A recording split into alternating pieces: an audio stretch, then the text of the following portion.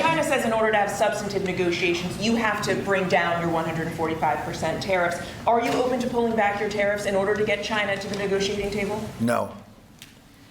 Well, that says it all. No. And boy, am I in favor of that. No. Anyway, let's talk with Texas Congressman Wesley Hunt, our favorite of all favorite members. Wesley Hunt, welcome. I want to get to some other stuff, but on this China trip, Wesley Hunt, I'm sure you and your colleagues are talking about it. And you heard the president on that sound bite. Basically, he's not going to lower any tariffs. And basically, my opening riff was all about how you cannot trust China on anything. You can't even trust them on the economy because they've erased all their lousy economic numbers, much less a trade deal. So what do you make of this China story?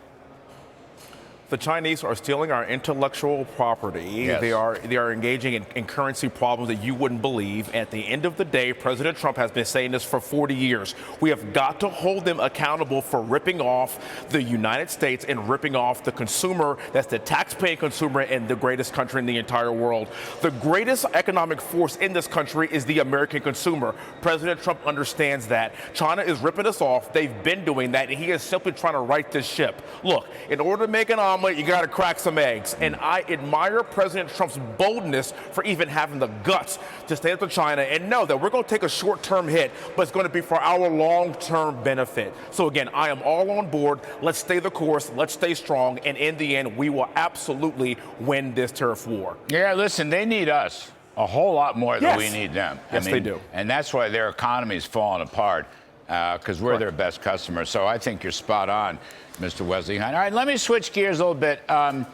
In these cities, most of these cities, all right, at least the larger cities, you've got more incidents of crime. I mean, you read the New York Post. I don't know whether you peruse the New York Post every day. They got 11-year-old gangs running through that are affiliated with MS-13 or Tren de Aragua.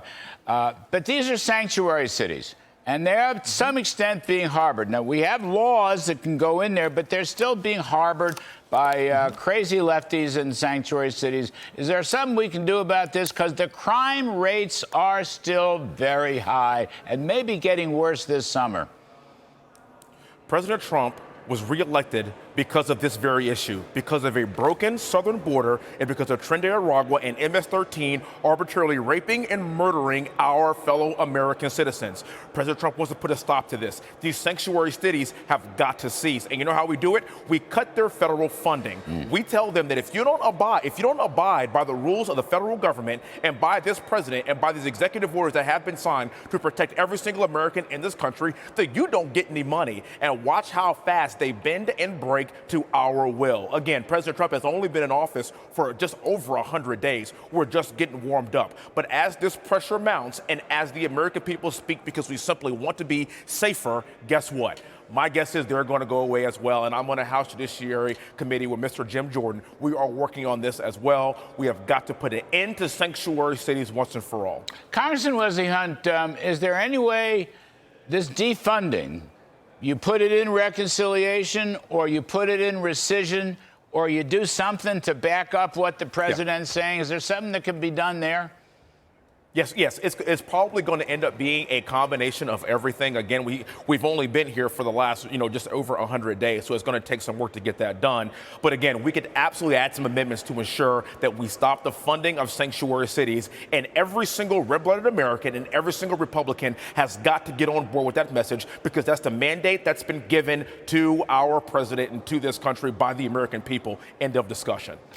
Last one for you, Wesley.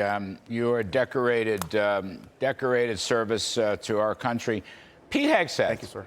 Pete Hegseth, Secretary of Defense, has made a 20% reduction in four-star generals and admirals. Yeah. And he mentioned this in his hearings. I remember he said, we only had a few of them in World War II, and now it's exploded. What do you make of that? We need more war fighters and fewer politicians.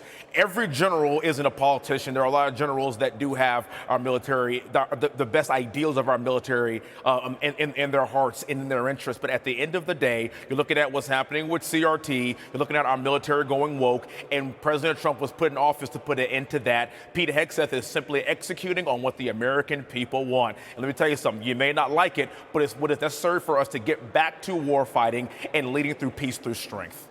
Yeah, I mean, we have so many more than we had in World War II. It's really a remarkable thing. It's ridiculous. I don't know if that's the end and be all of military policy, but I think, you know, it's some sense with Hegseth, promise made, promise kept. He said so during the hearings, and he kept his promise. You are correct. Congressman Wesley Hunt, you always keep your promise. We appreciate it, sir, very much. God bless you. Thank you for having me on, Larry. You have a great week. You betcha. Anytime.